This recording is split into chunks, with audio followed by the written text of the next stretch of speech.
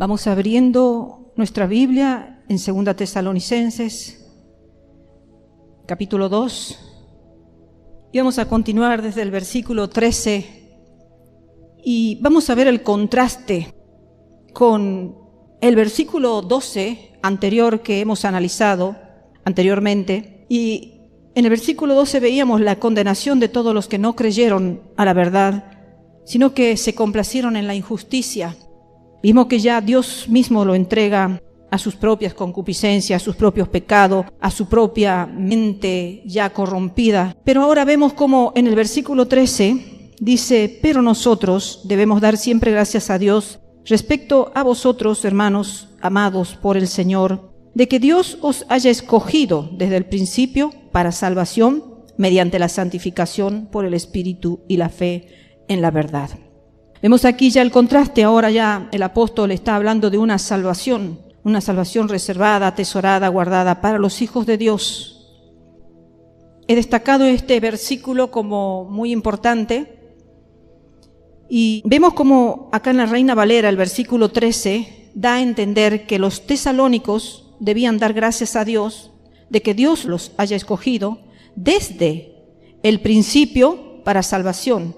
O sea, esta versión da a entender como que el apóstol estaba hablando de una predestinación, ya predestinados desde antes de la fundación de los siglos para ser salvos. También he seleccionado unas cuantas nada más versiones que también nos dan a entender con respecto a la predestinación. Dice la versión latinoamericana: pero nosotros tenemos que dar gracias en todo por ustedes, hermanos amados por el Señor, pues ustedes son la parte de Dios y fueron elegidos para que se salvaran mediante la fe verdadera y fueran santificados por el Espíritu. También he seleccionado de la Biblia de las Américas y también de la Nueva Versión o la Nueva Biblia de las Américas. Ambas dicen: pero nosotros siempre tenemos que dar gracias a Dios por vosotros, hermanos amados, por el Señor, porque Dios os ha escogido desde el principio para salvación mediante la santificación por el Espíritu y la fe en la verdad. Y la última que he seleccionado con respecto a la predestinación, la Nueva Biblia Viva. Dice: en cambio nosotros tenemos que dar siempre gracias a Dios por ustedes, hermanos amados del Señor, porque Dios determinó desde el principio escogerlos para ser salvos. Esto mediante la acción del Espíritu Santo que los hace santos y la fe que han depositado en la verdad. Ahora, he buscado otras versiones también porque quería un poco aclarar este punto. Y la versión Dios habla hoy dice así: pero nosotros siempre tenemos que dar gracias a Dios por ustedes, hermanos amados, por el Señor, porque Dios los escogió para que fueran los primeros en alcanzar la salvación por medio del Espíritu que los hace santos y de la verdad en que han creído. Aquí vemos como una diferencia. Mientras en las anteriores versiones hemos visto una expresión de predestinación, aquí vamos viendo una expresión de ser los primeros en alcanzar la salvación en ese momento, en esa oportunidad que tuvieron de escuchar el Evangelio y de ser los primeros en poder ser salvos. También he buscado otras versiones como la Nueva Traducción Viviente, que también expresa al mismo tono de la versión Dios habla hoy y dice: en cuanto a nosotros, no podemos más que agradecerle a Dios por ustedes, queridos hermanos, amados por el Señor. Siempre estamos agradecidos de que Dios los eligió para que estén entre los primeros en experimentar la salvación. Una salvación que vino mediante el Espíritu, quien los hace santos, y por creer en la verdad. O sea, para que estén entre los primeros. Tampoco habla de predestinación. Y otra versión que también he buscado, que es la Biblia textual, la tercera edición, que dice: pero nosotros debemos dar siempre gracias a Dios por vosotros, hermanos, amados por el Señor, pues Dios os escogió como primicias para salvación en santificación de espíritu y fe verdadera. O sea, los eligió como las primicias, como lo primero para la salvación, no así hablando de una predestinación, sino como el privilegio de ser los primeros alcanzados para ser salvos.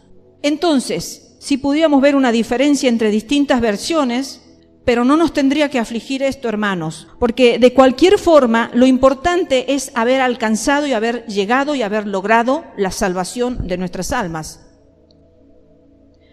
La importancia, en realidad, de estas diferencias es haber logrado la salvación, ya sea por predestinación o como primicia de un momento, de un tiempo, de un lugar, cualquiera sea. Lo que el apóstol estaba queriendo decirle a este grupo de tesalonicenses es que ellos debían estar siempre agradecidos a Dios por eso. Yo me pregunto si nosotros también pensamos en ese privilegio que hemos tenido, de poder ser salvos, de poder haber entendido lo que era la salvación de nuestro Señor a través de la santificación por el Espíritu y la fe en la verdad. Contrario al otro grupo que hemos visto en el versículo 2, que ellos no creyeron a la verdad. Su entendimiento se le entenebreció, se les cerró su mente y su corazón y no aceptaron la verdad y el Señor lo entregó a esa propia dureza. Pero qué privilegio, hermanos, como el apóstol está refiriendo, es poder nosotros entender realmente que somos salvos. Entender realmente que estamos entre esos privilegiados, porque ser salvo es un privilegio. Es un privilegio que muchos no lo toman en cuenta, por eso no se valora hoy la salvación y se la tienen poco. Al contrario de lo que el apóstol Pablo dice, que tenemos que cuidar una salvación tan grande, que no la podemos descuidar a una salvación tan grande. Entonces luego seguimos avanzando, el versículo 14 dice, a lo cual os llamó mediante nuestro evangelio para alcanzar la gloria de nuestro Señor Jesucristo. Este versículo nos ayuda, hermanos, a comprender la importancia realmente del Evangelio en nuestra vida, la importancia y la necesidad también de seguirlo, al Evangelio de Jesucristo. Porque vemos que el versículo 14 nos dice que Dios nos ha llamado a través o mediante el Evangelio para que alcancemos la gloria de nuestro Señor Jesucristo. Esto significa que nuestra fe en Jesús y en su palabra es realmente la puerta a la entrada al cielo. Si nos ponemos a analizar las palabras expresadas por el apóstol Pablo, nos podemos dar cuenta de dónde proviene la salvación. Muchos están accediendo a la salvación de sus almas por caminos que no son los caminos establecidos. Aquí vemos que el evangelio de nuestro Señor Jesucristo es el evangelio que realmente nos lleva a la salvación, que nos otorga la salvación, que nos da la seguridad de la salvación. Muchos predican hoy, más que todo en estos tiempos, que debemos recurrir a la Torá para ser salvos.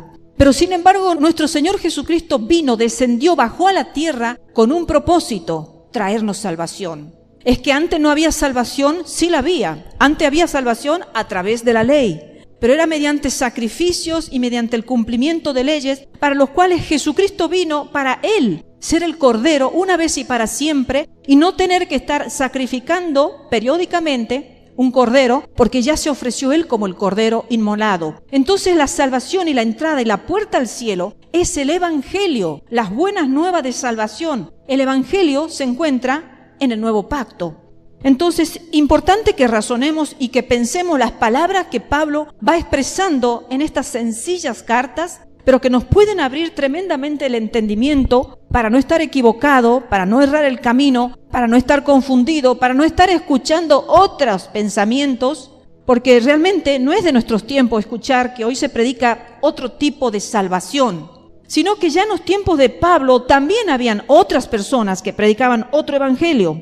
Cuando Pablo dice nuestro evangelio, se estaba refiriendo al que ellos predican al que ellos predicaron cuando estuvieron en Tesalónica, y no al de los otros que realmente anduvieron engañando, que tergiversaban la verdad. Recuerden un poquito las prédicas anteriores, estaban los que tergiversaban la verdad, los que la cambiaban a la verdad, los que predicaban otro evangelio que no era el de Jesucristo. Pero sabemos, hermanos, que el evangelio que Pablo, Timoteo, Silas, predicaban era realmente el evangelio de Jesucristo. Retrocedamos un poquito al capítulo anterior, el capítulo 1, versículo 8.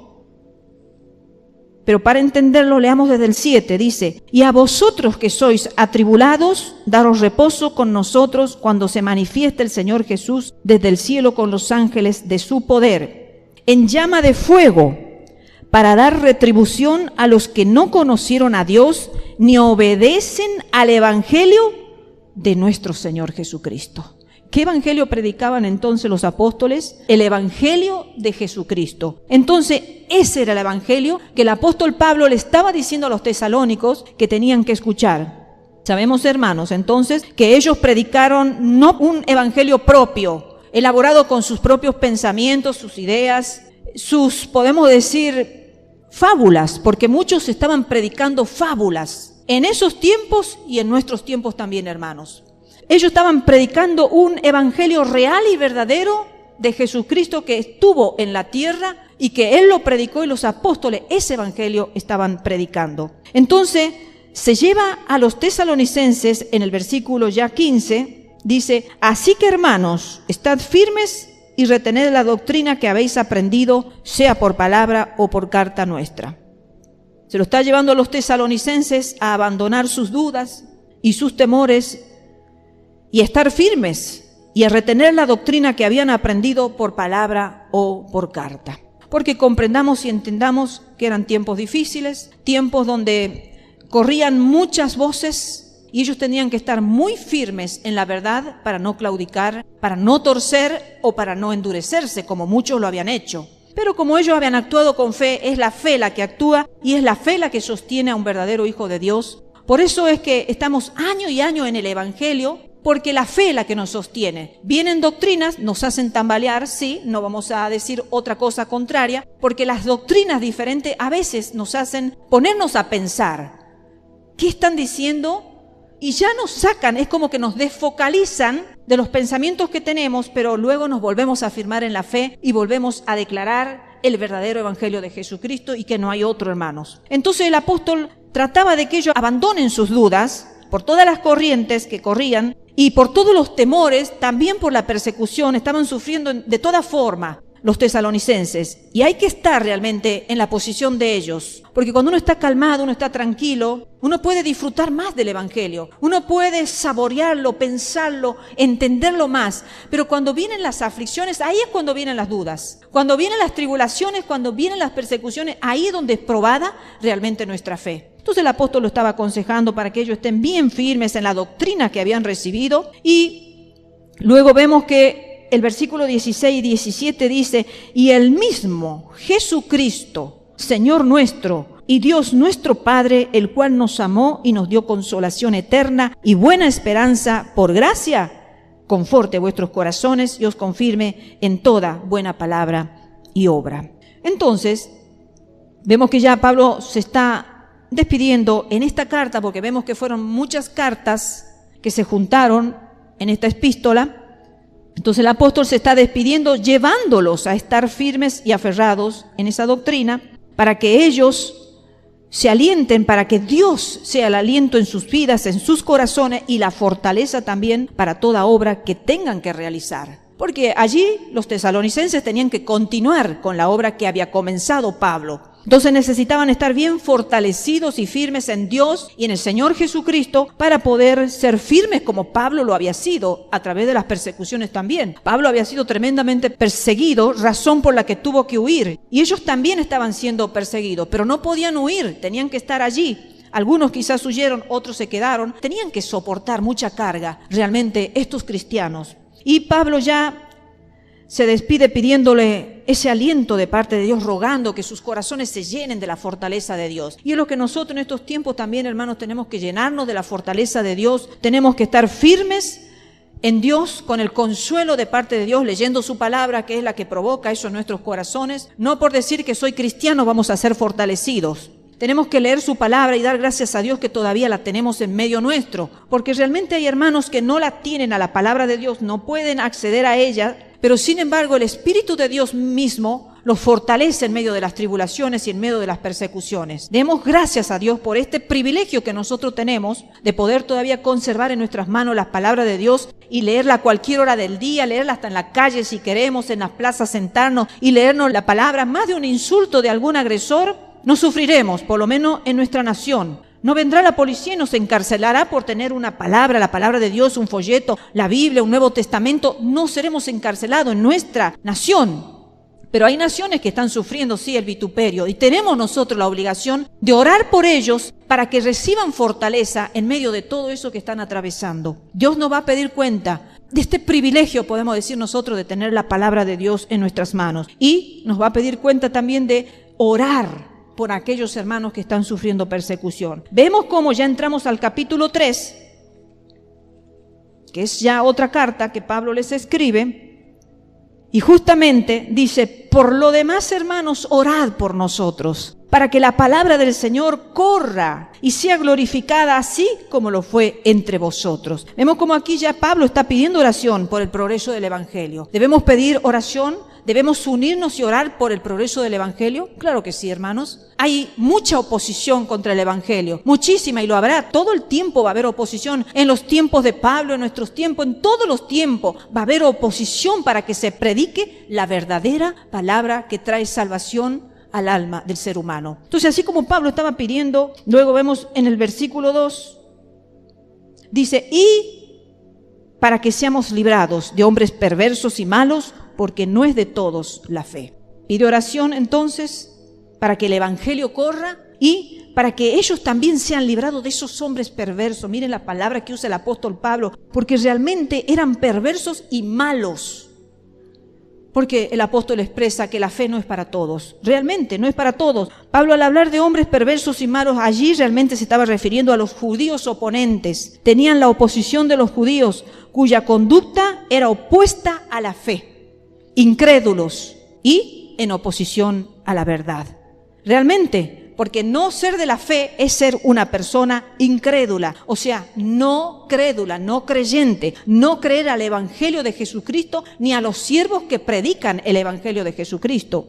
Entonces podemos nosotros pensar realmente que cuando se tiene falta de fe, el ser humano se transforma en un ser hostil. Se transforma en un ser hostil ¿a quién? A Cristo, al Evangelio de Jesucristo y a los siervos que predican el Evangelio de Jesucristo. Esa hostilidad viene porque realmente son personas faltas de fe. Una persona que tiene fe en Jesucristo nunca va a ser hostil. Nunca va a mostrar hostilidad al Evangelio ni a lo que se predica. Entonces, entendamos que la fe no es de todos.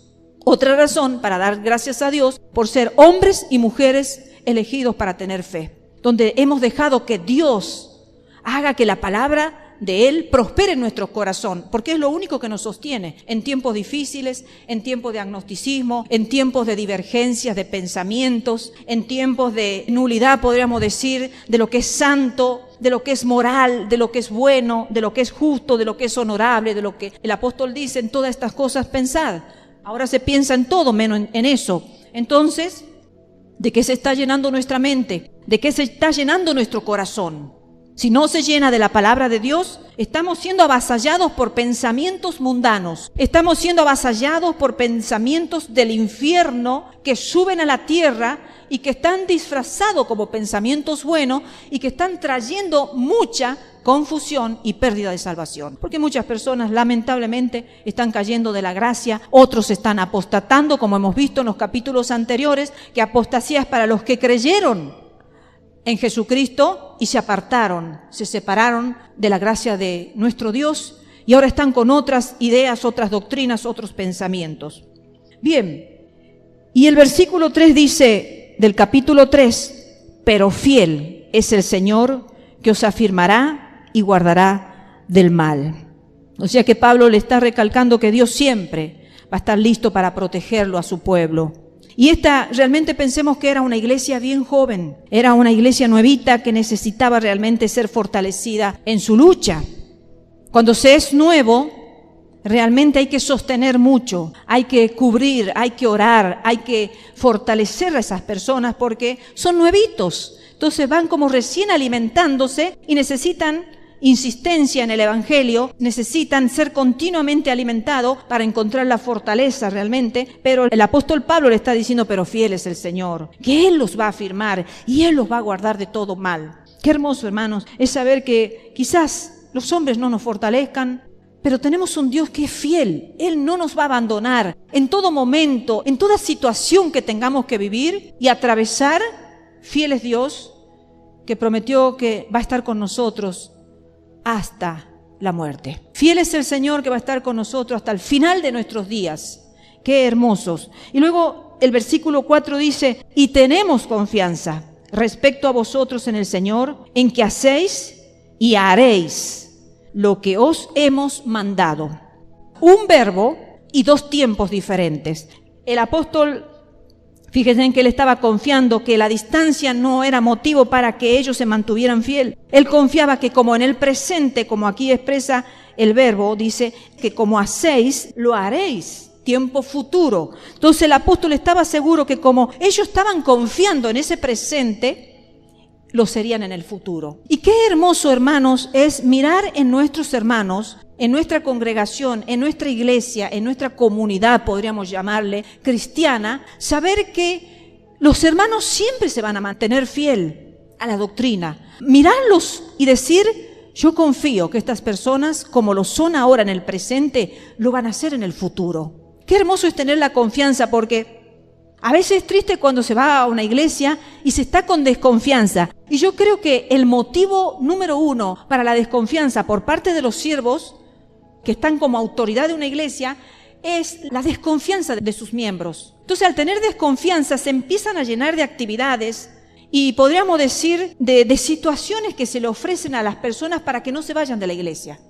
Porque no confían que su fe sea fuerte, firme, sólida. No confían en que realmente hayan aceptado el evangelio puro de salvación y que se vayan a mantener fieles. Entonces, de ahí es que observo yo y deduzco y pienso muchas veces, es que ¿por qué a veces el mundo se mete en las iglesias? Las mismas, podríamos decir, actividades que se practican extra iglesia, fuera de la iglesia, a veces se las traen dentro de la iglesia porque no hay seguridad. Siempre se está dudando, se va a ir en cualquier momento. Esta persona no se queda, estoy casi seguro, ya lo veo como que está con un pie adentro y un pie fuera de la iglesia. Entonces se empieza a proveer distintas cosas y situaciones y eventos para retenerlos. Pero qué hermoso es tener un grupo de hermanos donde uno no sienta necesidad de estar elaborando situaciones y planes como para retenerlo al grupo, sino que sepamos que vienen hambrientos y sedientos de la palabra de Dios porque necesitan eso, no necesitan otra cosa. Lo demás se lo vive en el diario vivir, en la calle,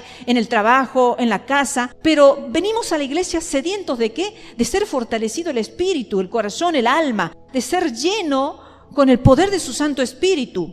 Entonces el apóstol, con esta iglesia pequeña, pero bastante bien madura realmente para ser tan pequeña, estaba confiando que ellos iban a ser en el futuro tal igual como lo estaban siendo en el presente. En el versículo 5 dice: y el Señor encamine vuestros corazones al amor de Dios y a la paciencia de Cristo.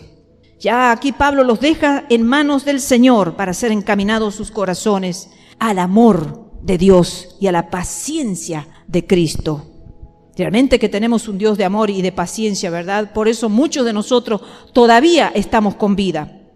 Y Pablo se refiere al amor de Dios hacia ellos como un amor que realmente es fuerte, soberano, incondicional, eterno. Por eso los entrega ese amor, porque saben que en ese amor van a estar seguros, van a estar protegidos. Cuando los corazones son orientados hacia ese amor divino, hermanos, el resultado es la obediencia. ¿Hacia qué estamos orientando nosotros el corazón de los hermanos? O nuestro propio corazón, ¿hacia qué lo estamos orientando? Porque cuando nosotros podemos entender y captar la magnitud del amor de Dios, vamos a ser hijos de Dios obedientes. ¿Obediente a qué? A la palabra de Dios. Obedientes a la verdad. No la vamos a querer tergiversar, no la vamos a querer cambiar, no la vamos a querer camuflar, por así decir. ¿Vieron? Como para que no nos duela tanto la palabra de Dios, la vamos a tratar de predicar de una manera acomodada, de una manera que no haga doler al corazón de los seres humanos. Entonces, hermanos, cuando entendemos realmente el amor de Dios, vamos a ser hijos e hijas obedientes. Ahora, acá también habla de paciencia. La paciencia aquí realmente no es longanimidad.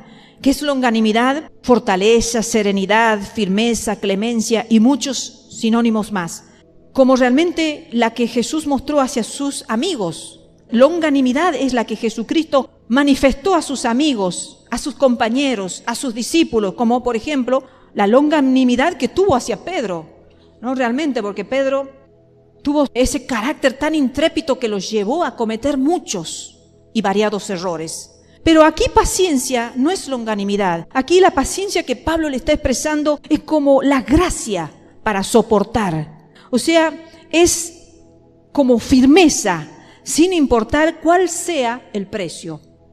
Porque la paciencia en realidad es como si fuera una parte de la perseverancia en la fe y en toda buena obra, aún cuando todas las circunstancias nos parecen adversas. A ese tipo de paciencia estaba haciendo alusión el apóstol Pablo en este versículo, en este contexto. Es la paciencia tal como Cristo corrió la carrera con paciencia, soportando la cruz, dejando de lado la vergüenza. ¿Cuánta vergüenza tuvo que dejar el Señor Jesucristo de lado? O sea, soportarla la vergüenza por amor de nosotros. Realmente, a ese tipo de paciencia es la que el apóstol lo está afirmando y llevándolos. Así, también entonces los tesalonicenses, en medio de las aflicciones, ellos debían seguir el mismo camino de paciencia que Jesucristo lo vivió en la tierra. Y también nosotros, hermanos, debemos mirar a Jesús y seguir su ejemplo en paciencia. ¿Sufrimos vergüenza? Yo creo que el verdadero cristiano va a sufrir mucho tiempo y muchas oportunidades, va a pasar vergüenza. Vergüenza quizás en el trabajo, vergüenza quizás en la facultad, los chicos más chiquitos en la escuela, vergüenza. Muchos vergüenza en la casa misma, en el hogar mismo, cuando hay distintos pensamientos, distinto tipo de fe o nada de fe. Vergüenza en la calle, cuando nos miran y nos identifican como cristianos verdaderos. Pero debemos dejar de lado todo eso, porque la vergüenza que nuestro Señor Jesucristo, siendo santo, realmente santo, tuvo que sufrirla.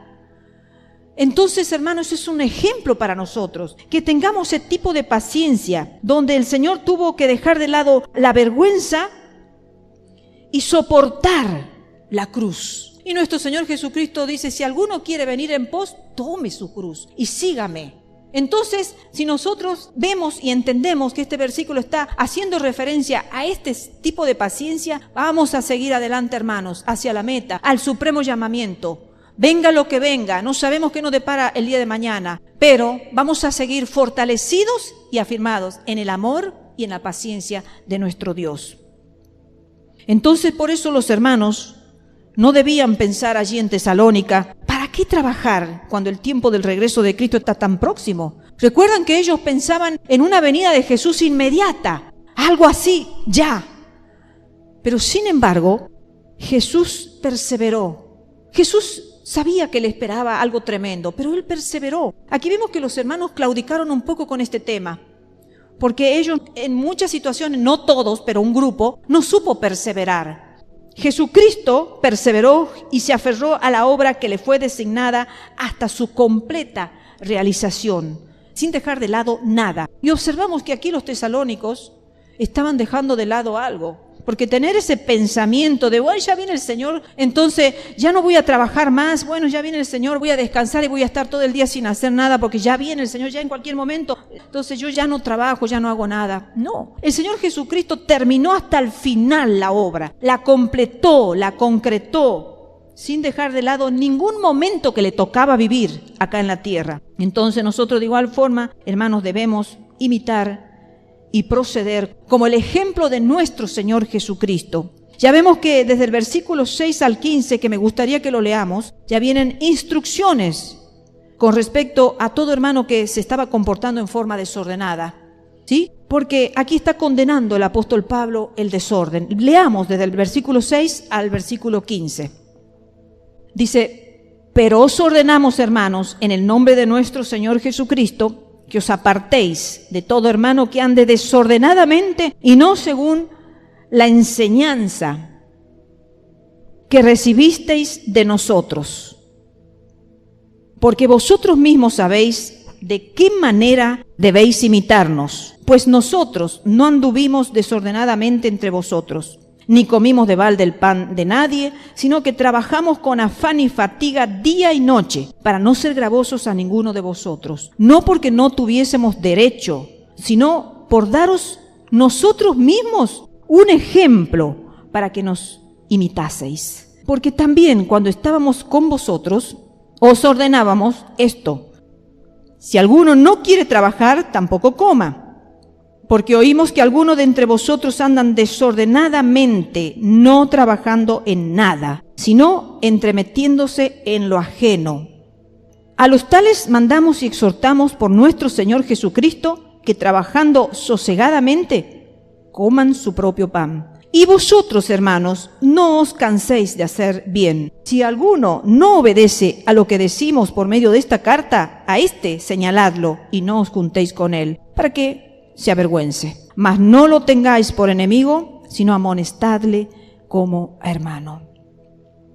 Fíjense en un punto a destacar de esta acción de este grupo de hermanos que no querían trabajar. Ellos decían que no trabajaban porque estaban esperando la venida del Señor. ¿Pero qué estaban haciendo ellos? Estaban entrometiéndose en lo ajeno. Yo digo, para ellos sí tenían tiempo, ¿verdad? Para entrometerse en lo ajeno. Porque no tenían tiempo para trabajar, o no querían trabajar porque estaban esperando al Señor. Pero ¿de qué manera estaban esperando al Señor si se estaban entrometiéndose en lo ajeno? Porque el apóstol, si los está reprendiendo, si los está exhortando, es porque no es que ellos estuvieran todo el tiempo orando de rodillas en sus casas o predicando el evangelio y solamente fuera eso. Evidentemente estaban entremetiéndose, como el tema de aquellos que andan de casa en casa, entremetiéndose en lo que no se tienen que meter. Entonces, hermanos, aquí el apóstol realmente los está exhortando, les recuerda a los tesalonicenses que ellos le dieron ejemplo junto a Silas y a Timoteo mientras estaban en Tesalónica, que trabajaran, porque ellos mismos con afán y fatiga día y noche habían estado trabajando, porque no querían ser gravosos a ninguno y también para que lo imitasen. O sea que el apóstol Pablo trató de dejarle un ejemplo no solo de palabra, sino también de hechos, con sus propios cuerpos, lo que era sacrificarse para luego tener el pan de cada día. Entonces Pablo está diciendo que no imiten a los que andan desordenadamente, porque entre el pueblo de Dios había un grupo desordenado, que no querían trabajar, pero que sí tenían tiempo para entrometerse en lo ajeno. Y el versículo 12 al 14 dice: si los que no quieren trabajar siguen en su posición pecaminosa, porque realmente era una posición pecaminosa esa, no querer trabajar, dice, no se junten con ellos. Pero esto era con el propósito de amonestarlos, de hacerlos reflexionar, de hacerlos tomar conciencia que sus conductas no eran buenas y también para que se avergüencen. El propósito allí del versículo 15 de esta separación era para que sean realmente restaurados a una diferente vida en Cristo. Todo tipo de consejo que el apóstol Pablo daba no era para destrucción, incluso de aquellos que estaban viviendo en forma pecaminosa, desordenada, sino era para que tomen reflexión, conciencia y vuelvan a posicionarse en la posición correcta como verdaderos hijos de Dios, como verdaderos hijos que estaban expectantes de la venida de Dios, pero también tenían que vivir el día a día, también tenían que dar buen testimonio ante la gente, no iban a salir a pedir comida a los vecinos, a las casas de los familiares, porque ellos estaban esperando la venida del Señor. Hermanos, hasta en estas cosas tenemos que ser coherentes. Ya vemos que el apóstol manifiesta su deseo de la paz, ya en el versículo 16 dice: y el mismo Señor de paz os dé siempre paz en toda manera. El Señor sea con todos vosotros. Porque realmente vemos que en ese tiempo la iglesia de Tesalónica estaba agobiada y oprimida por la persecución desde afuera, pero por dentro, en ciertos grupos, como acabamos de ver, había un cierto fanatismo. Entonces, el apóstol le tiene que decir, llevarlos a pensar que el Señor de paz le dé paz. Que tengan paz, que saquen ese fanatismo de su corazón, porque toda situación que ellos tenían que enfrentar, no la tenían que enfrentar con fanatismo o con malas conductas desordenadas, sino que tenían que ser coherentes en su accionar. Seguimos esperando al Señor, aún en el trabajo estoy meditando, aún en mi casa estoy meditando, voy por la calle y voy meditando. ¿Cómo me voy preparando yo, hermanos? Por ejemplo, ¿cómo me voy preparando yo para la venida del Señor sin dejar de trabajar, sin dejar de estudiar los chicos? Bueno, yo me voy por la calle y trato de no caer en tentación. Es muy fácil, ¿verdad?, en la calle caer en tentación. Claro, si tenemos tentaciones por todos lados. El que tiene problema con la comida pasará por una casa de venta de comida y se tentará y quizás gastará más de lo debido comprando comidas que no son necesariamente necesarias para ese momento, sino tratará de cuidar el dinero, comer como viene comiendo todos los días, otro tipo de tentaciones. Si por lado mío pasan personas que realmente no merecen ser miradas, no las miremos. Porque nosotros mirándole le estamos otorgándoles privilegio, que es lo que ellos quieren, captar mente, captar la mirada de las personas en sus propias concupiscencias, en sus propios pecados. Entonces, ¿qué hacemos? Sí, salimos como el caballo con el cabestro. Salimos así, miramos para adelante. Si tenemos que dar vuelta la cabeza para un lado, la damos vuelta. Si tenemos que cambiar de ruta, de camino, lo cambiamos, hermanos. Entonces, de esa manera nosotros seguimos preparándonos. Vamos al trabajo, me sigo preparando, voy al estudio con mis compañeros, con lo que yo sé que son licenciosos, que ya se le ha predicado el Evangelio, que ellos ya saben el Evangelio de Jesucristo, o cristianos que viven fuera de la iglesia de una manera desordenada. No me junto con los cristianos desordenados, con esos que viven realmente a su manera, a su placer, a lo que su carne le tira, sus tendencias le tiran. Me separo, hermanos. Estamos en el tiempo de separación, donde nosotros realmente no nos tenemos que contaminar. Nosotros tenemos que cuidar nuestra salvación, nuestras vestiduras espirituales. Entonces, ese creyente que vive desordenadamente fuera de la iglesia, va a verlo al otro que vive ordenadamente y le estamos dando testimonio. Y si en él quiere realmente corregir su conducta y ser restaurado, va a volver. Y si no, va a ser endurecido su corazón, realmente como el apóstol decía. Y muchos, sus corazones van a ser endurecidos, sus mentes van a seguir en sus pensamientos y Dios les va a endurecer aún más y los va a alargar. Sigan en eso que ustedes quieren seguir. Pero nosotros no podemos seguir a la par de esas personas donde Dios mismo le ha endurecido el corazón y no quieren arrepentirse de su pecado. Tenemos que cuidar nuestra salvación, hermano, porque no debemos creernos que somos demasiado fuertes para poder estar mucho tiempo en compañías de personas que no quieren cambiar, que no aman a Dios, que no viven por fe. Por eso la fe no los lleva a la obediencia, no tienen fe, no van a la obediencia a Dios, a la verdad de Dios. Entonces, hermano, que el Señor nos ayude en estos tiempos últimos y finales. Ya Pablo creía que era tiempo final. Realmente, si ellos creían en los tiempos finales, ¿cuánto más nosotros seguimos y seguiremos predicando de la venida de nuestro Señor que está cerca? Eso vamos a seguir predicando, hermanos queridos. Y triste va a ser para aquellos que no quieren escuchar y no quieren cambiar y no se quieren cuidar, no quieren cuidar su salvación.